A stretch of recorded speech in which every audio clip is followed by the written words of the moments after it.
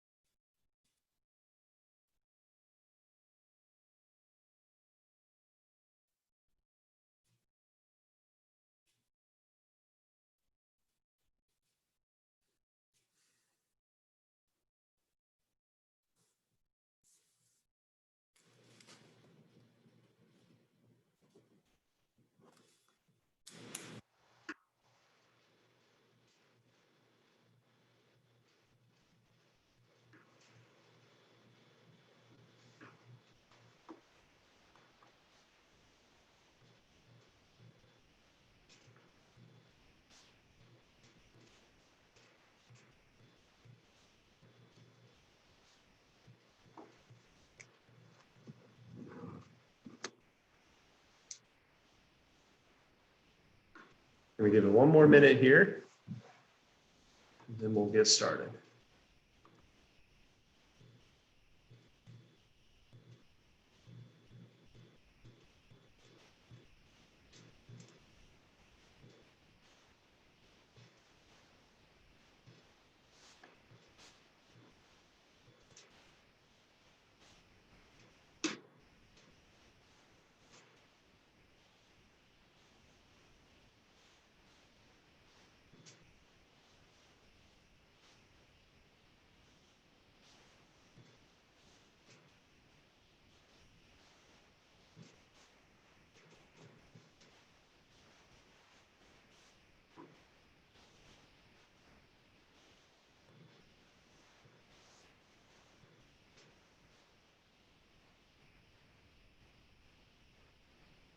All right, let's get started. Welcome, everyone. Thank you for joining us on this cold winter's night for a wonderful virtual renovation rodeo, our first ever in the historic Waverly neighborhood.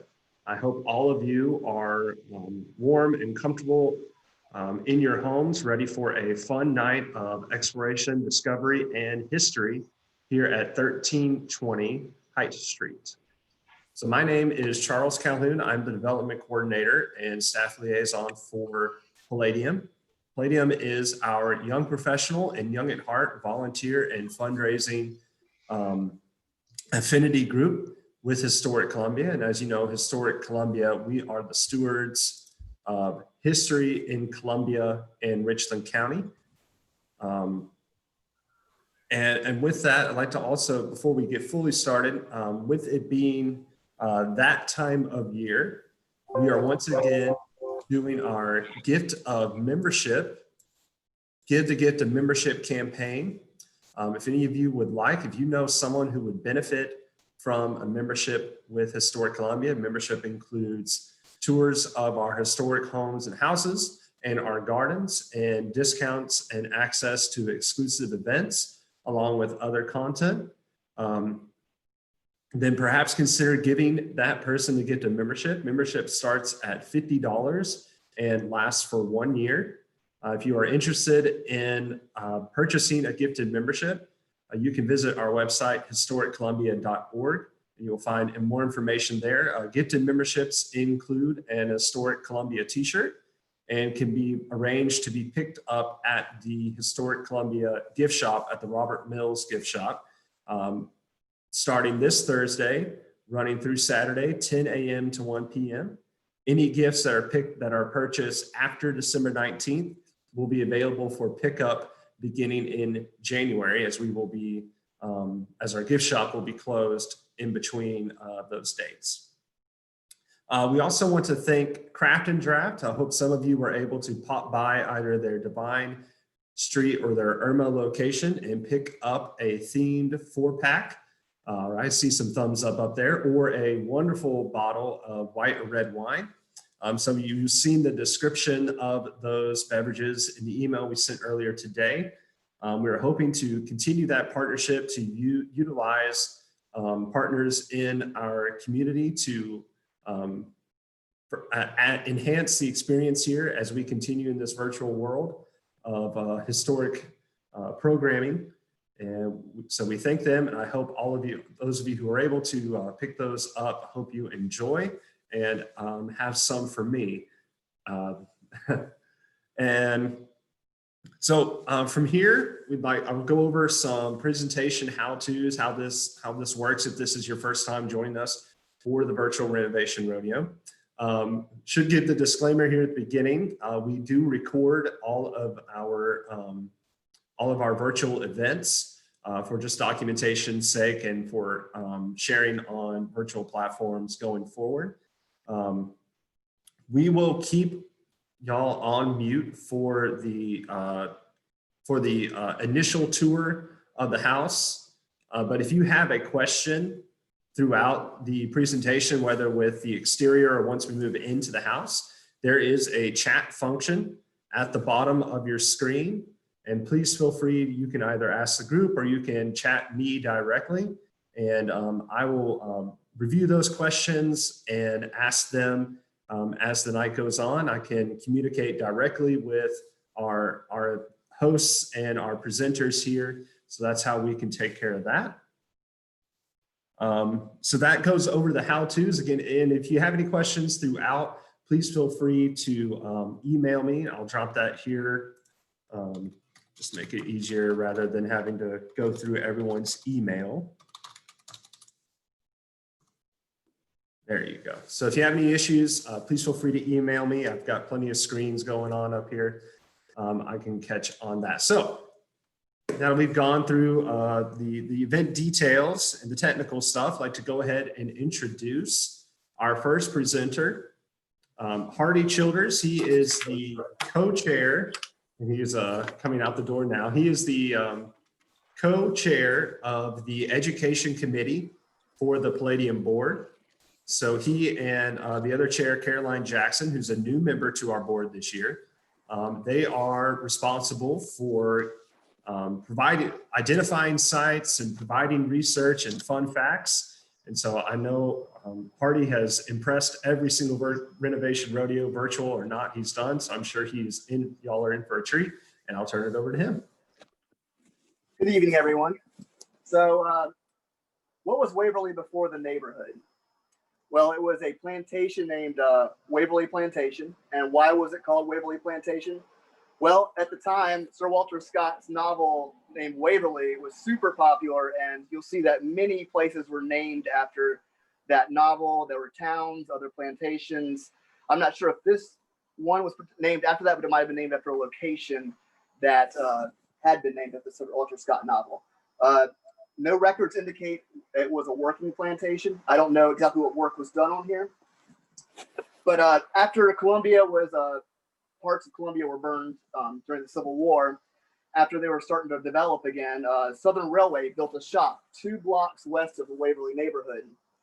And It attracted both black and white workers, and this became Columbia's first suburb. It was a biracial neighborhood, and this particular house may have been built around 1895.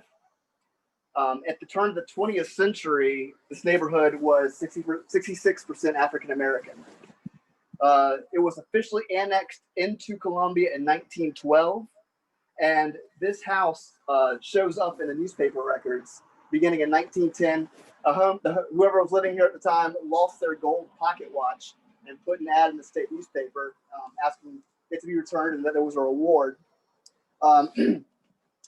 In December 1915, it was advertised for rent for $15, which today would be $386. It remains unoccupied and in the newspaper until May 1916, so it was empty for a while. And in August 1916, it appears in the society pages of the state newspaper, so it was a white family living here at the time. It was a children's party that they described. In the early 1920s, the combination of Jim Crow and the railroad yards being transferred to Spartanburg, the white population begins to move out of the neighborhood. I collect old cookbooks, and one of them I have is a 1926 Waverly United Methodist Church, which was a white church. 2 years later, after that cookbook was published, they merged with Shandon United Methodist, which is another example of the transition. And actually, by 1930, Waverly is almost completely, entirely African American. The first black family I have a record of in the newspapers living here was a J. Smith and somebody who's presumably his wife. They were putting ads in the state newspaper as describing themselves as being colored and available to work as chauffeurs and cooks for private families. So after this time, this is a desirable neighborhood for African Americans to move into because you've got Allen, University, Benedict, you've got churches, theaters. So it's a very desirable place to move into. And this house once again appears in the society pages, but this time in the Palmetto Leader, which was an African American newspaper at the time. We have a Miss Willie Mae Walton living here. She was very highly involved in the Waverly Silver Stars Club. And bingo was played here. They sang songs, and she was the chaplain, so she was giving devotionals. Her husband, Lawrence Walton, was very active in the Radio and Literary Social Club. They also had meetings here. And I guess they talked about books and radio. And I don't know if all of them took the first name Tube or other radio nicknames, but he became known as Tube Walton in the club. This was a community of civil rights leaders. And that included the state NAACP leader, James Hinton, who lived right down the street. It would have been a 3-minute walk. And he was getting threats from the KKK. So neighbors were armed and protected the house. Even though they were doing that, unknown assailants fired into the house in 1956. Another notable event that happened at this house was in May 4th, 1993. This was a boarding house, and there was a fire in the attic. There were no fire alarms. So the wife drug out her husband out of the house, and from all I can tell, they were fine. But with the brief history of the house and neighborhood, let's actually check it out. And let's hand it over to John and Bobby Keller and his wife, Cindy. Good evening, everybody. John Scherer. Very happy that Hardy was giving you a good rundown of the history of the neighborhood from the benefit of the front porch and all the fresh, cool air he was enjoying out there, as I've been enjoying a warm reception here in the hallway with Bobby and Cindy Keller, the homeowners who've been so gracious to open their home to us and to y'all this evening. We're going to have an awesome time going through what is best described as the most amazing transformation I've ever experienced. This will give you an opportunity to learn a little bit more about the recent history of this property, your vision for what it used to look like, your vision when you first saw it, and how it has come to be what we see tonight. And so we're going to kind of walk around and look at some of the old and some of the new. And we're looking very forward to hosting some of your questions a little bit later, as I'm sure you'll have many after we go through what is as I said, an amazing transformation. So Bobby and Cindy Keller, we're so thankful to have the opportunity to be here. And thank you for opening up your home to us. It looks a little different than when you first came across it. Can you tell us a little bit about the early days? A lot different. Tell us a little bit about what you saw when you first saw it. Well, when I first saw the place, I really wasn't that interested in it, but the church wanted to get rid of it and they didn't really want to push it down. So I took it upon myself to buy it and redo it, rehab the whole place. So both of y'all saw eye to eye on this and you figured you could see the same vision. Absolutely not. I said bulldoze it over, but thank God he didn't listen to me. So at the time you saw it, I think it's safe to say it was in a fairly advanced state of decline. Yes. But nonetheless, it was still a good example of a later 19th century Columbia style cottage. Right.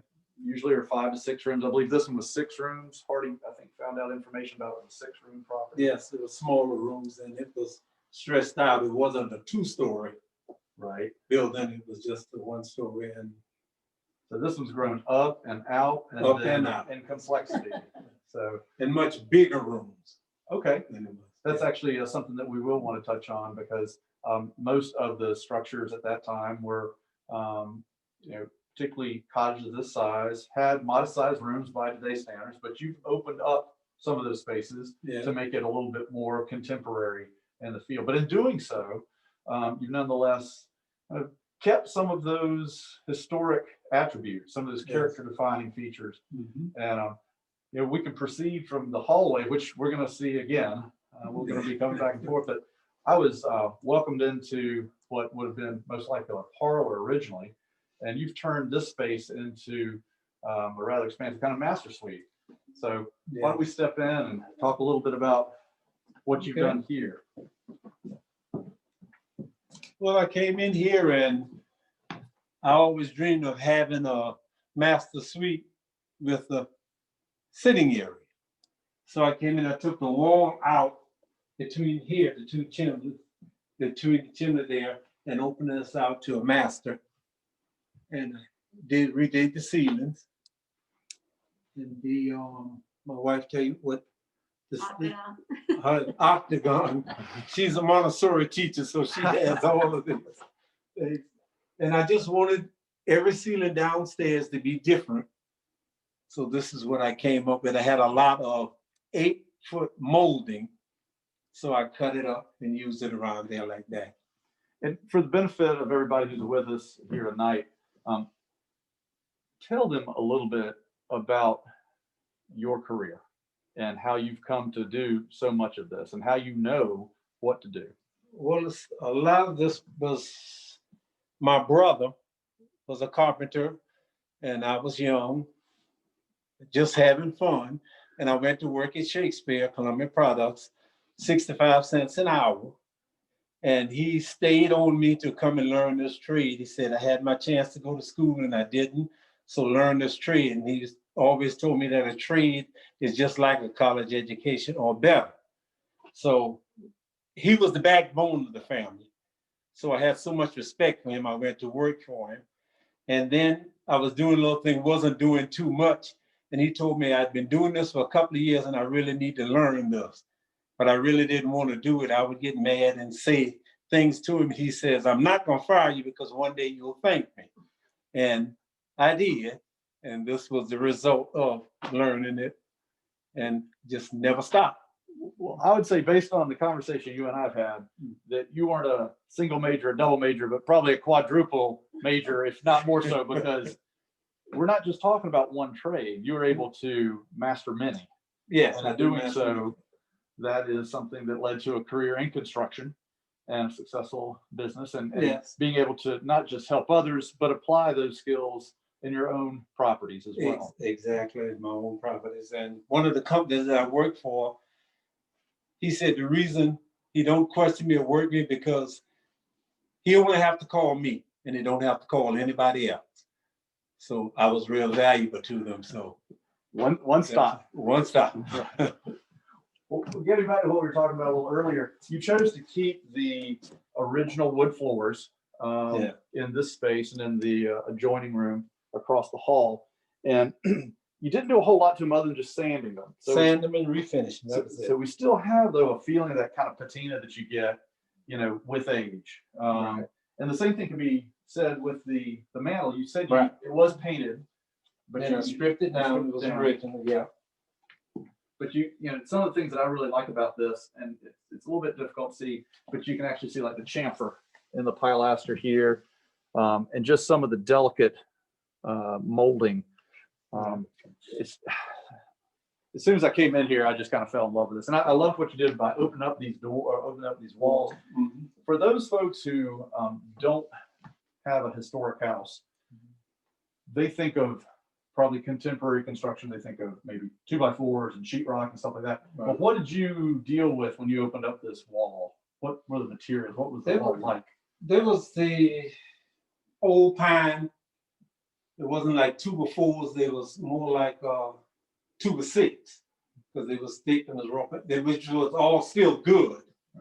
But I just opened it out and took it on through. But the wood itself was still good. That's why I kept the original floors. There was a few bad spots, if you can see a little lighter here, new wood versus the old wood. Patched in with Dutch Patched repairs in, and right. stuff like that. And there was a little termite damage, you know, took care of, but you had the plaster and the lattice and all that had to come out. Right. And then it just came on through with that. And in doing so, you were able to create really a space that is as large, if not larger, than a lot of contemporary homes, but nonetheless still retaining a flavor of what the house Of was the like. original, Mhm. right. Mhm. And why don't we make our way here? You can actually see where the sill plate was here. Yeah. I love the staining, you know, from where the sill plate would have been and the nailing patterns there. Kind of the ghosts, we like to call them the ghosts of what was there before. And the other little things that, you know, stick out, and I'm so glad these are still here because you can see where at one point either where the fire, perhaps the stove. That's right. Yeah. Fireplace. Yeah. And that's character. Yes. Yes. Yeah. That's, And I wanted to keep that in there. And with the basket weave that I did here, I wanted that old style basket weave on that. yeah, when I see this basket weave like this, it's funny because I think of while it is modern, it's evocative of a 1920s, 1930s bathroom. Exactly. And I think that you also incorporated this in another fireplace in another room, I if did. I'm not mistaken. So we're going to see that again. And you said you had it plumbed for gas. It's gas. It's And originally there would have been obviously a back to the a fireplace. back wall. There was a fireplace on this side and on the Right. back, but it was one single chimney. Right. Right. And so opening that up, you know, it's kind of neat because if you're sitting there in the parlor, you can actually see through the fireplace. You can see through it. Yeah, That's so that kind correct. of amplifies that. We've got another octagonal ceiling in here. And to be clear, everybody who's with us tonight, this is something Mr. Keller did himself. Right. So you wouldn't want to see what I do when I get near a saw, and my nailing is not very good either. But to be able to have a vision is one thing. To be able to execute someone's vision is another. But to have both, I mean, that is a great gift. Yeah. That is a great gift. But once you get a seal up on that wall, you can just leave that one up and come over here on the scalpel and set the other one, knock it over, and then you get a square. Then you take your 2x6 and cut both ends on the 45, and you put it in there because you got one square. Well, then you take your 245 and slap it in there, and then you have it. Then you come Sounds with so your easy. octagon. Well, I think you've been kind enough to open up the entire house to us. So why don't we move in and show us some of the things that you've done that are not just the house, but some of the amenities, you know, some of the cabinet work and whatnot, and how you arrived at those. Well, these are the dressers, which I had about 10 of them. So I cut the legs off and lowered it, had a top made and dropped sinks in. And here, Tiffany lights. And then I have the double molding. And then I like to play with my lights a little bit. You can show the. Oh, yeah. That's awesome.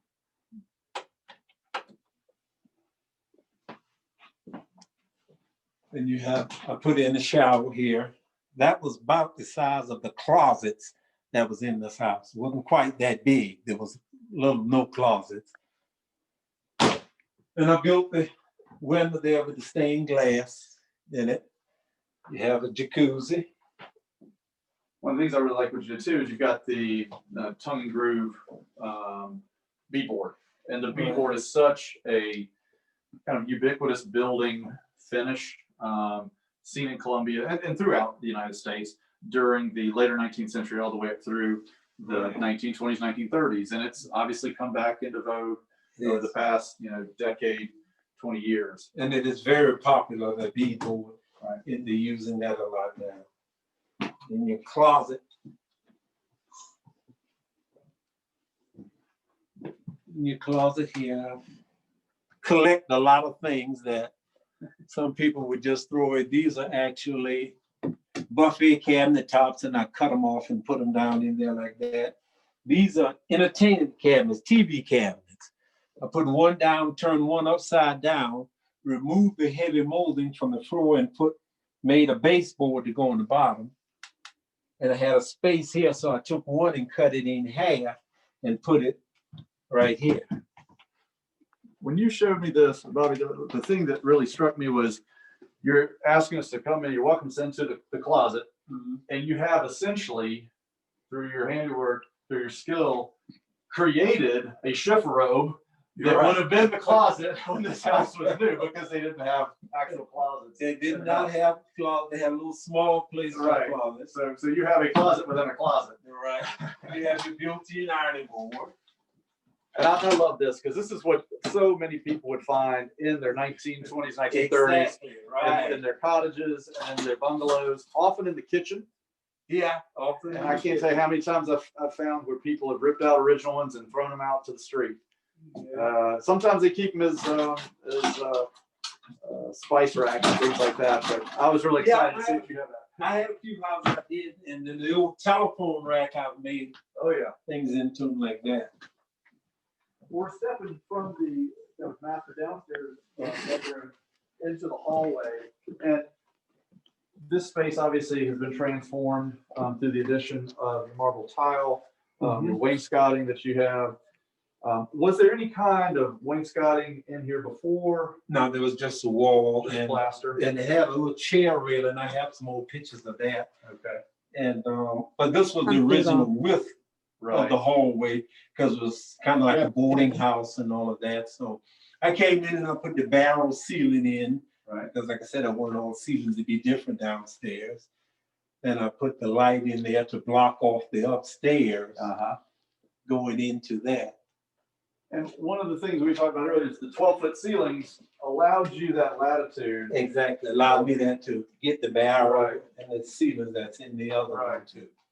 Well, before we kind of go explore some of the other rooms in the downstairs, I really would like to come into, I'm going to call it the library. You may have a different term. No, it's a library. We can call it the library. But what struck me was the coffered ceiling. And when I walked in here, I thought, my gosh, this reminds me of a high-end big house from the 1890s, quite frankly. And this is really intricate. But you did all this yourself. I did all this myself. At this point, I was still blown away by everything else I saw. So I've come to know you can do anything. So this doesn't surprise me. Built the bookshelves and all. And the ceiling actually came from out of a dumpster out by the airport, where they shipped computer parts in screwed to a crate. So I crawled over and threw it out of the dumpster and cut the edges off it, sand it down, and put it in the ceiling. So for those who are with us tonight, about how long would building the ceiling have taken you? This ceiling, it took me, I would say 3 evenings. Because I've worked till about, I'd work for about 4 or 5 hours, and I'd come here sometime at night and work for a little while. There was times if my wife was out of town, I came here and work, slept on the floor and get back up and go to work because nobody was home, so I just stay here and work. Better than cable television. Well, and one of the things you were telling me is that when you purchased this property. About how many years ago was that now? It's about 12 or 13 years now, I think. That you did what a lot of folks do, and that you took care of the outside in stages, but you made it solid. You made sure that the roof was good, and Yes. you did the physical as well as aesthetic necessary changes to the outside while working on the inside as time permitted. But you also used it as your workshop. I used it as my workshop. Okay. I had to do the outside because you was in a historical neighborhood and then you couldn't leave all that stuff outside. So I did the outside. Right. Then I just used it. Mainly the big area I had back there, I used that as a workshop, cabinet shop, you know, paint stuff, spray paint, stain, build cabinets. Right.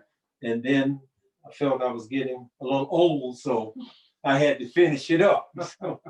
So I took about 2 years to play, then actually finished it up. Now, you had said that the inspiration behind your career came from your brother. Came from my brother. And how many people would you say you have positively influenced through all of your skills and your learnings? So kind of passing down what he taught you and what you've taught others. Well, there's a few guys that worked with under me doing some stuff, and the younger kids now, this is kind of like I thought. Hard work, I don't want to do that, but it's the best thing that ever happened to me.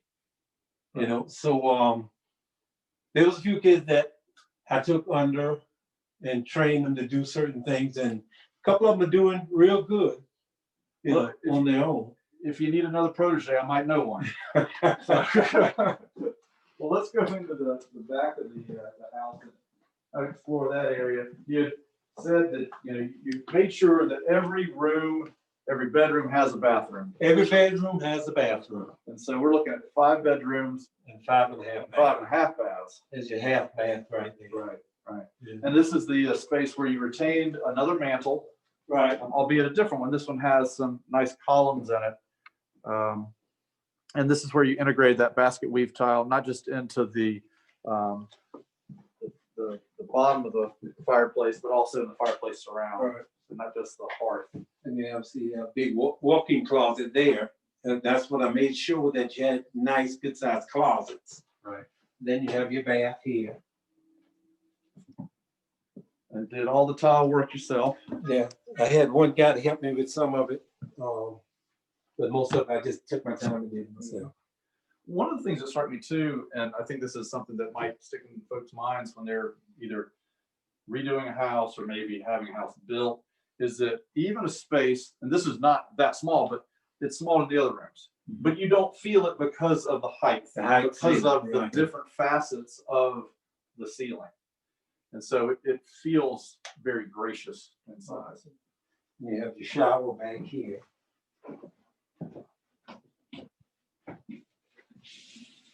Let's see more of it.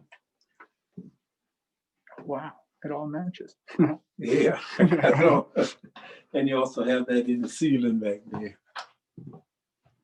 Well, I know so many people love to look at kitchens. Yes. So I think we'd be remiss if we didn't make our way back to the kitchen and dining area and the lovely sitting area that you have here at the east side of the house, back of the house to the east side. And so we're actually overlooking Millwood at this point. Millwood, right in the backyard. I asked when I came in, I said, y'all entertain a whole lot? And then you quickly said, well, not during COVID. And I said, as long as I'll take it. We used to. But this makes for such a wonderful gathering space for family and friends. I just love this. You have your fireplace and all there. What would you say, because people often wonder, what would you say the biggest challenge you faced in maybe one specific room or just in the house in general? You know, really, it just wasn't a challenge for me. I'm being honest, it really wasn't a challenge for me. I mean, it was just, I walked in here, I looked at the house, and I walked around and looked for about 30 minutes, and I pretty much knew 80% of what I wanted to do. That's amazing. And most of the stuff, like I said, I did.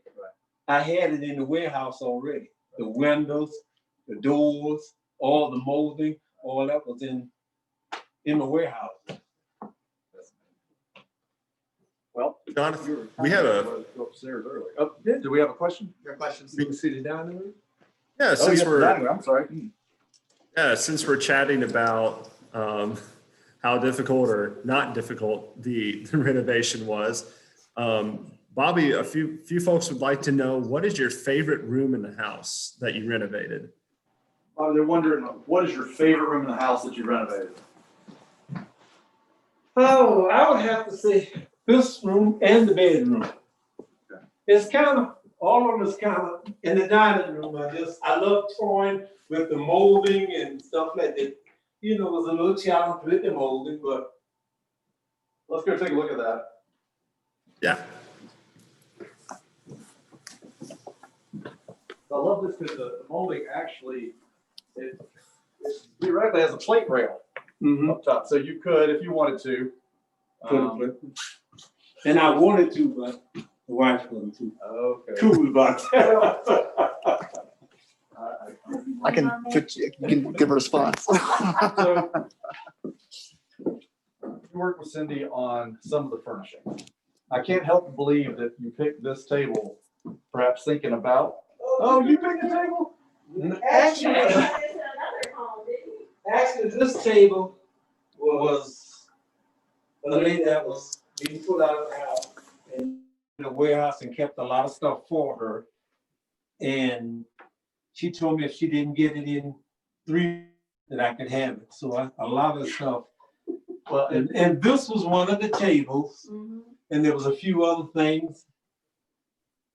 And that's how I ended up with that. Well, this is exactly what I would see, perhaps an interior designer looking at the architecture of the other rooms and inspiring that, that consistency, that connection. And so I think that's great.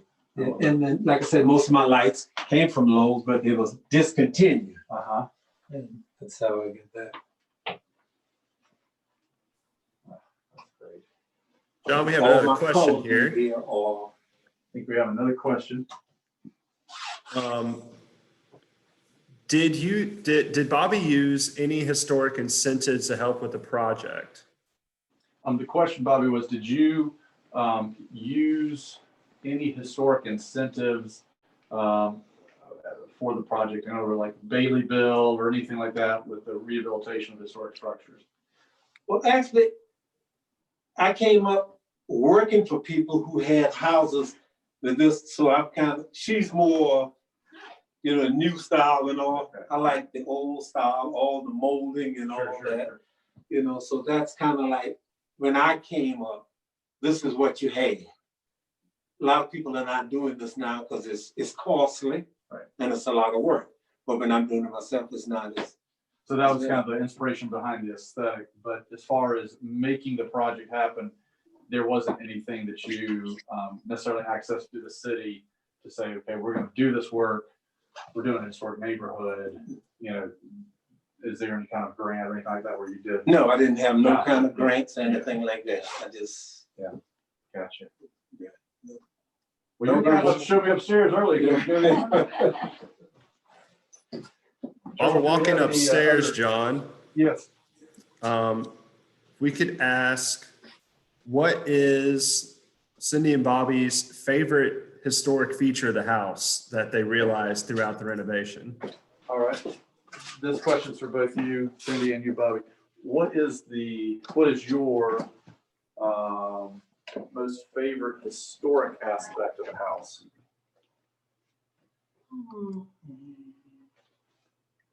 I would have to say that the front with the shingles like. The fishtail shingles, original- the gables. Yeah, those the are gorgeous. gables, yeah.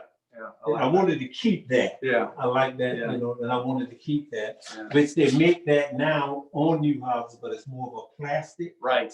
Yeah, that's got a different Yeah. profile to it. It's got a thickness that definitely says Yeah. this is historic. I like that. And I put some of that on the back Okay. like that, but I have the newer version of it on the Gotcha. back. Yeah. JoJo's being so good. Oh, yeah. Kind of neat when I was walking up here, I could see where you had some of the holes that you filled in where the balusters were on the original stairs. No, there wasn't no real estate. Oh, they weren't? Okay. Actually, those are mistakes that I've been. Gotcha. Pointing out his mistake. How did you get up to the attic space before there were no stairs? How did you get up to the attic? Well, I mean, I just tore it out. I had a ladder.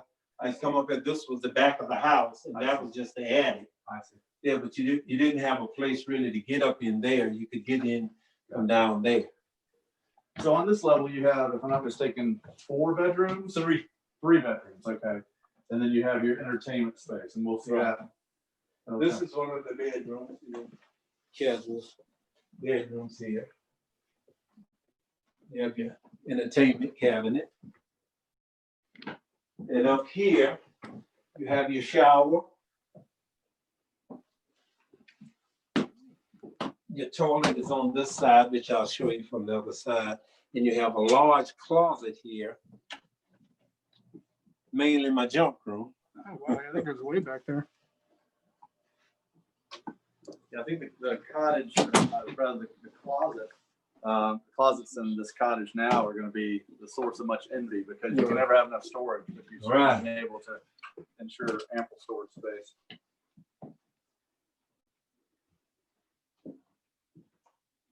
John, I'm curious about the step up into the bathroom.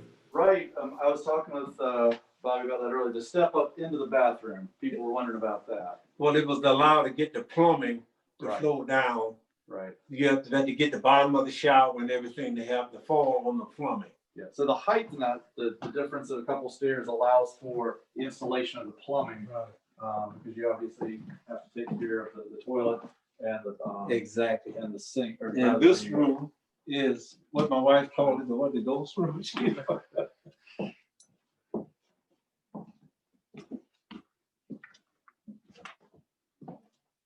Here I take the wood out of the doors and put mirrors in it so you don't have to. About how long would it take you to modify a slab door like that with the? With the mirror? Mhm. 30 minutes, sir.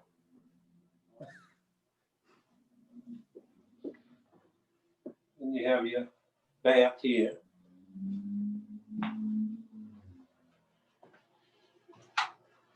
You have your shower. I didn't have a linen closet, so I cut a hole in the wall and put a linen closet in. You're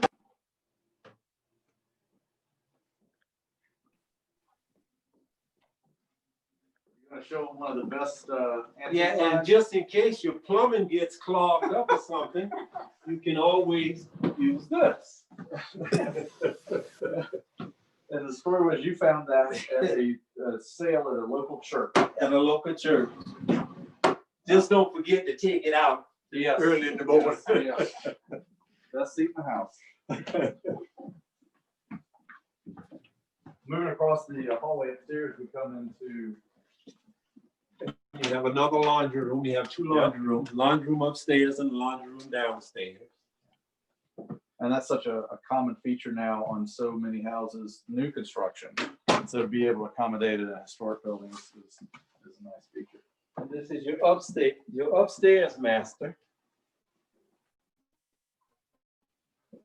You have your double heavy molding all the way around. You were telling me something about that. Well, your double molding is actually bed canopies. So I cut them and put them together, but they're actually a bed canopy.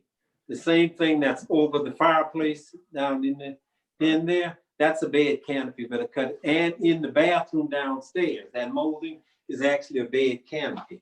I think that's one of the things, when you and I were talking about this earlier, is people who don't work with wood just see the product and they say, piece of furniture. Right. Or some siding is, it just goes on the wall, it just goes there. That isn't the way you see things. That's not the way. You see what you want, you know how to get it because you work. with Exactly. materials. That's right. Yeah, with material, man. Yeah. I mean, just like the flooring well, you can go pay $94 a box, or you can go and people bring it back to Lowe's, you get it for $10 a box and you just mix it all up and it comes out to a beautiful floor. We're gonna get a chance to look out off the back porch. This is really a great view into the backyard.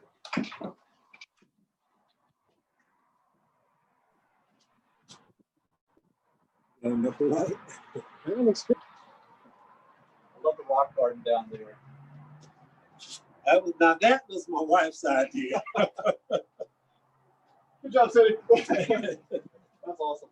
No, this is really beautiful. I love what you've done with the lighting and the brick wall. It's just really nice, secluded space, and that helps. I think most likely doesn't some of the street traffic from downstairs. We are so close to the hospital. Sure.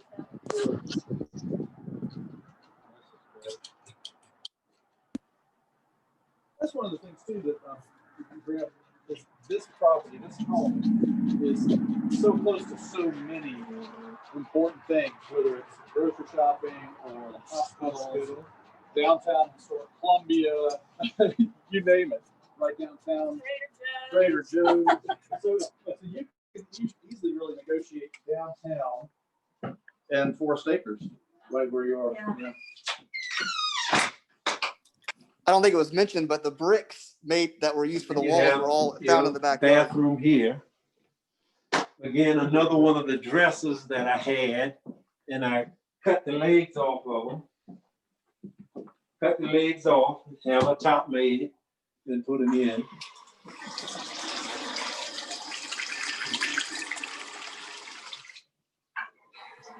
Always wise to have multiple things. Yes. And you have your tub, you have the jacuzzi up here, you have a jacuzzi downstairs and the jacuzzi upstairs. You have plenty linen closets right there. More the beadboard, so it helps tie in what you had downstairs earlier. And you have your walk-in closet here. Excuse the mess. Looks organized to me. This is some of the cabinets that I had. I had quite a few of these, so I cut one in half and put it down here so it would all be uniformed like it's supposed to be there. My shelves, I made them where you can pull them out and get whatever you need to get. Love the light inside the bottom one as well. That's really cool. You spent about 13 years with a lifetime of knowledge, and this would take me a lifetime to do one room. And it wouldn't even turn out a third as nice. This is, And here again, I take the wood out and put stained glass in. well, I got really excited when we came up here. And here, the attic. you have a whole another kitchen.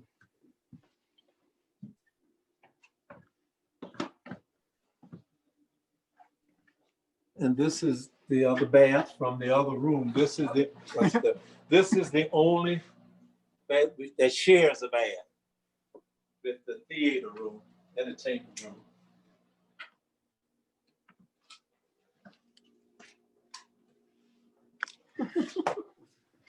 And this is the game room. And the TV. Slides work out. One of the things I really like Workout room. what you did here was that you have your built-in for the entertainment center. But when this is closed, this still gives you the feel of a fireplace. You know, like I have a place that goes there, okay. but the wife doesn't like it, so but it will heat up the whole up here. And these are like the columns you saw in the other room, but I cut the front off of them and put them there, put them in the wall there. And I like the stained glass on each side of the window. This was the attic. This was the attic. And this is where I saw the fire damage in there when I replaced all of that.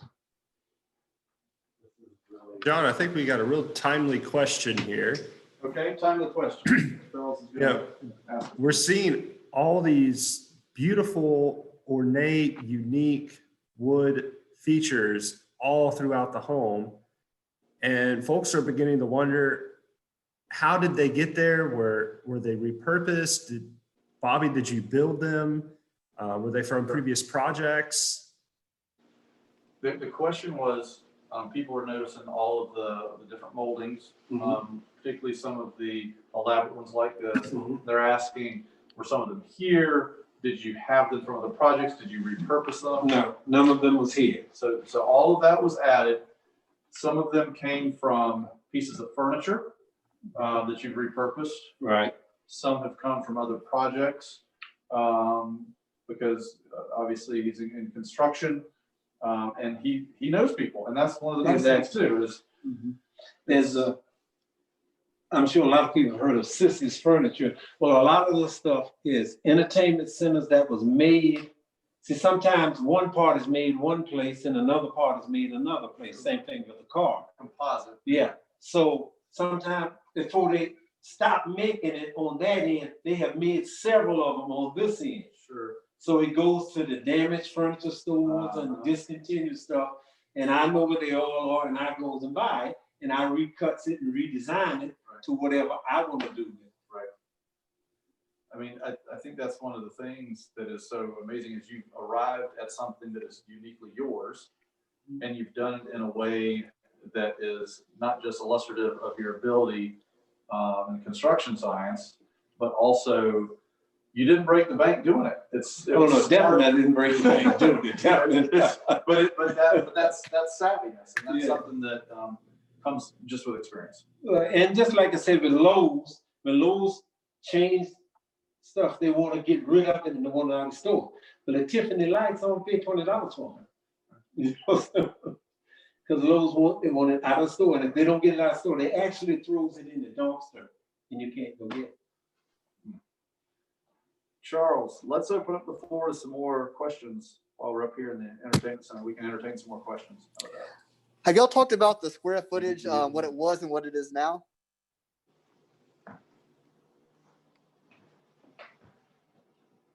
Chandler, have we gotten any stills of what the house looked like downstairs? Maybe we can make our way back down Sure. and show some of those photographs. Oh, Let's do yeah, that. yeah, you can do that. Thank you, Harvey, for mentioning that.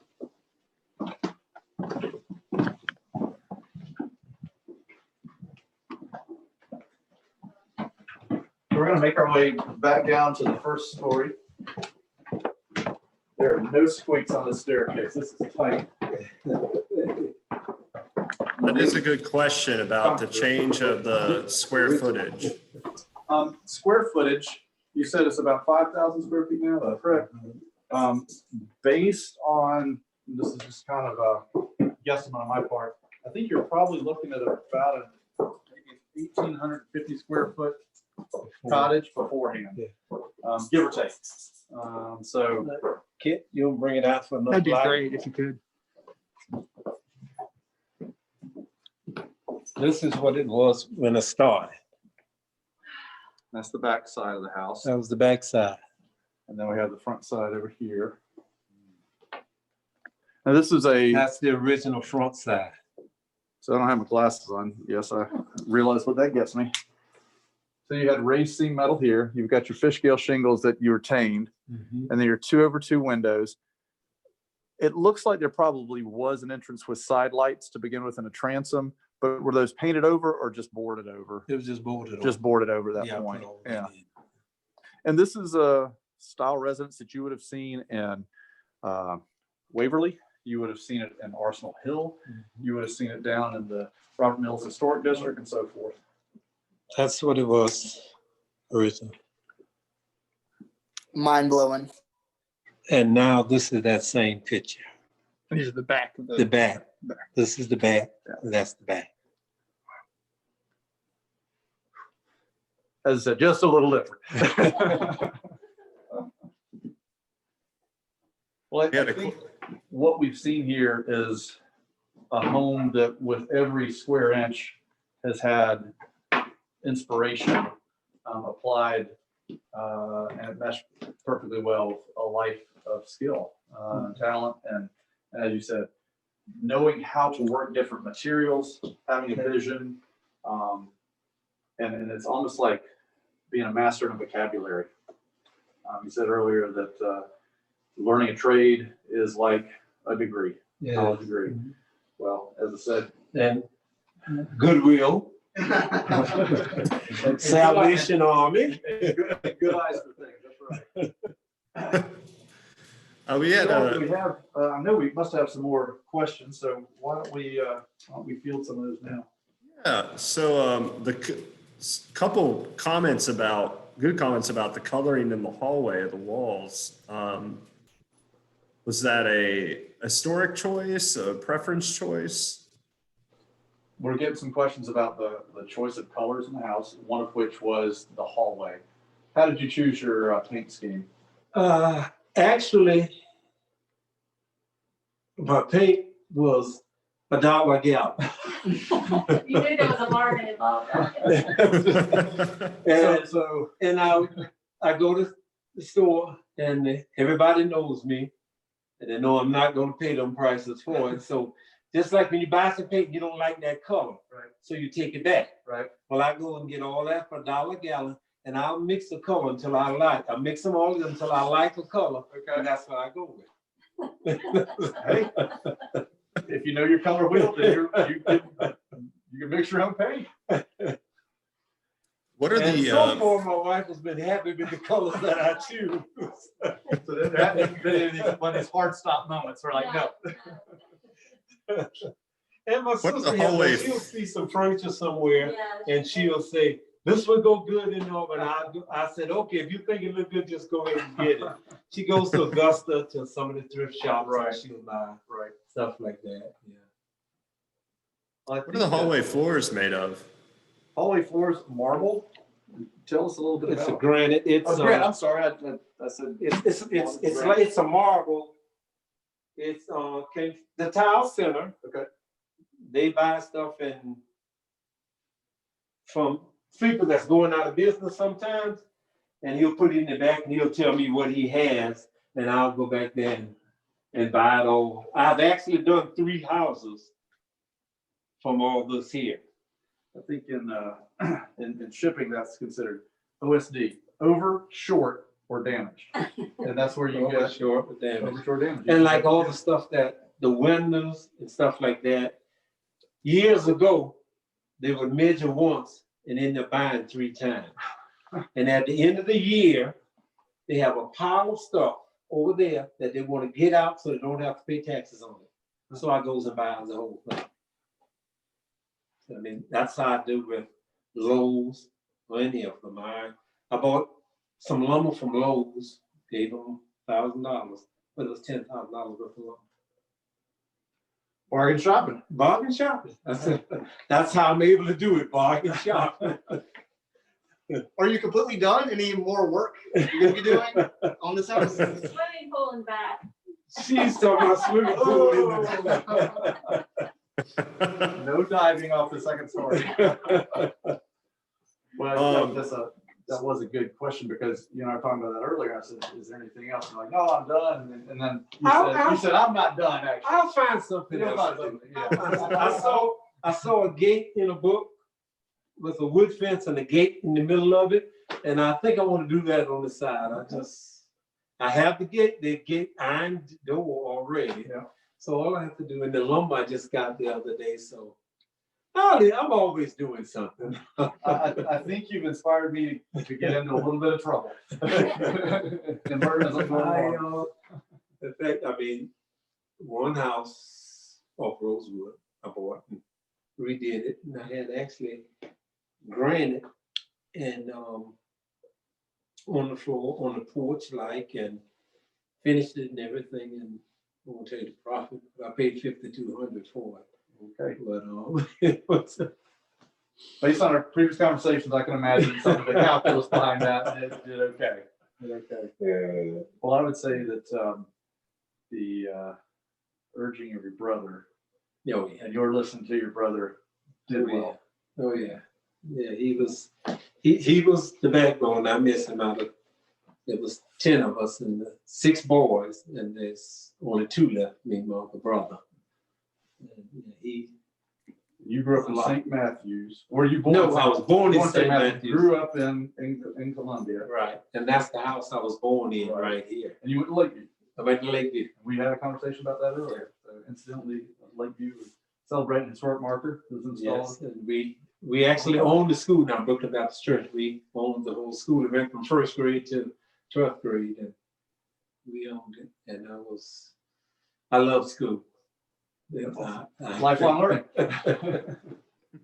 Well, it's so nice to be able to retain talent as well. No, Yeah, and then to be here in Columbia and know that you're giving back. And Yeah. You've given us a great deal tonight, and we're very, very thankful for y'all opening up your home to us. yeah, This has been a treat. And glad to have you. I feel like I learned something as soon as I shook your hand. Well, Charles, do we have any parting questions before we wrap it up for the evening? Yeah, we'll do one more question and then I'll wrap us all up. This is historically minded. Was there any historic feature of the home that you wanted to salvage but just couldn't? The question was there any historic feature of the home that you wanted to salvage but just couldn't? Yeah, well, there was a few things that I would like, but it just didn't work into my program. Gotcha. I had stuff in the warehouse that I could replace it with, and I think I would enjoy it better and all of that. But some of the siding that was on the front, it was all splintered and split, so I had to use the hardy plank. Gotcha. To redo that, and I wanted to keep that, and I wasn't going to brick the whole house. Right. I was going to leave the siding, but it was just beyond repair, and all the bricks was in the backyard, so I just bricked the whole thing. Gotcha. But I really wanted to keep that siding to keep, that look. Well, Charles, I'm going to wrap it up on our end, thanking both the Kellers again, thanking Hardy for doing his research and making this a wonderful experience. This has been, I think, our greatest one thus far. Thank you, Chandler. We never see you, but there you go. There's a thumb. And everyone that's here on our end on this site, thank you so much for joining us. We're very appreciative of your support, and I'm going to turn it back over to Charles. All right. Thank you so much, Cindy and Bobby and our little fur baby there. Thank you, Hardy, for the wonderful research. Thank you, John, for your terrific insight and guidance through the home. Truly impressive work here. Astounding. And Chandler, thank you for the, yet again, the tremendous videography work. There's the thumbs up. Y'all, thank you so much for joining us tonight. As much as we would love to be able to do this in person, at least we're able, hopefully, all to be cozy and warm somewhere on this chilly December night. Thank you again for joining us and working alongside with us as we all work to innovate in this challenging time. With continuing with our innovation here at Historic Columbia, we are shifting our historic holiday happy hour to virtual. Y'all can sign up for that on our website, historiccolumbia.org. That's going to be Thursday night. We'll be led by Fielding Freed and other Historic Columbia staff. I'm going to take you through a couple different historic cocktail recipes. So hop on our website, find the event, get registered, and go ahead and get all your ingredients so you can make and toast virtually alongside with us. And we're still doing some outside tours. And like I said earlier, our gift shop is open temporarily. Will be open through the end of the week. And like I said, we recorded this. So once we have it produced, we'll hopefully we'll do something with it. So again, thank you all very much. I wish you all a safe night, a safe rest of the year. Hope we can all come back together for another virtual or perhaps even in-person Renovation Rodeo on the other side of 2021. All right. Good night, everyone.